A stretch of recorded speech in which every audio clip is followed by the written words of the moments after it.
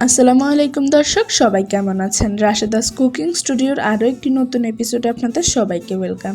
আজকে শেয়ার করব খুবই মজাদার একটি তরকারির রেসিপি। সাধারণ কিছু উপকরণ দিয়ে ঘরোয়া এই রান্নাটি আশা করছি আপনাদেরও অনেক ভালো লাগবে। ভালো লাগলে কিন্তু আমাদের ইউটিউব চ্যানেলটি সাবস্ক্রাইব এবং ফেসবুক পেজটি ফলো দিতে ভুলবেন না। তো চলুন আর বেশি দেরি না করে রেসিপিটি দেখে নেওয়া যাক।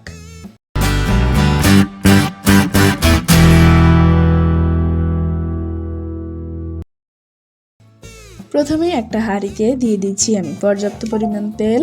তেলটা খুব ভালো মতো গরম হলে আমি এখানে দিয়ে দিচ্ছি 200 গ্রামের মতো এখানে কচু আছে। আমি এখানে পানি কচুটা ব্যবহার করছি। কচুগুলো দিয়ে দেওয়ার পর আমি এখানে দিয়ে দিব 1 চা চামচ পরিমাণ হলুদের গুঁড়া আর স্বাদ মতো কিছুটা লবণ। খুব ভালো মতো নেড়ে চেড়ে কচুগুলোকে কিছুক্ষণ ভেজে নিতে হবে। এরকম লালচে করে ভাজা হয়ে গেলে এবার নামিয়ে নিচ্ছি।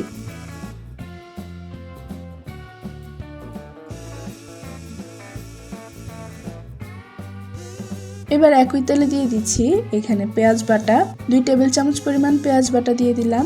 পেঁয়াজটাকে কিছুক্ষণ ভাজার পর দিয়ে দিচ্ছি এখানে রসুন বাটা, 2 টেবিল চামচ পরিমাণ রসুন বাটা এবং 1 টেবিল চামচ পরিমাণ আদা দিয়ে দিলাম। খুব ভালো মতো আদা রসুনটা ভাজার পর জিরা বাটা দিয়ে দিচ্ছি 1 চা চামচ।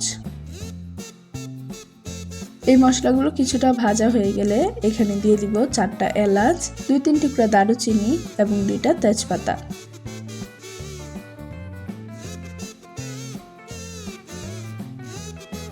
কিছুটা নেড়ে চেড়ে এবার এখানে সামান্য পরিমাণ পানি দিয়ে দিলাম।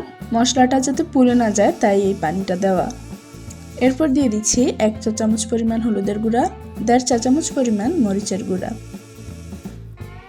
নেড়ে চেড়ে কিছুটা মিশিয়ে ধনিয়ার গুঁড়া দিয়ে দিলাম 1 চা চামচ আর স্বাদ মতো দিয়ে দিলাম লবণ। খুব ভালো মতো সবকিছু একত্রে আরও একবার মিশিয়ে নিতে হবে। মশলাটা এরকম ভাজা ভাজা হয়ে গেলে দিয়ে দিচ্ছি কিছুটা পানি। এবার আমি এখানে দিয়ে দিব আগে থেকে কেটে পরিষ্কার করে রাখা মোরগ। আমি এখানে 600 গ্রাম মতো মোরগ নিয়ে নিলাম।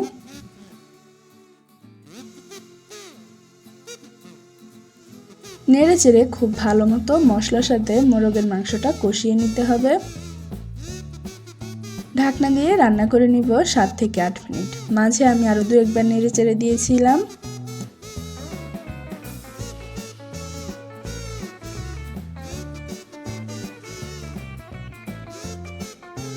সাত আট মিনিট পর ঢাকনা উঠিয়ে হালকা নেড়ে চেড়ে এবার দিয়ে দিচ্ছি এখানে আগে থেকে ভেজে রাখা কচুগুলো দেওয়ার পর ঢাকনা দিয়ে রান্না করে নিতে হবে 7 থেকে 8 মিনিট। 7-8 মিনিটের মাঝখানে কিন্তু আমি আরো 2 একবার নেড়ে চেড়ে দিয়েছিলাম।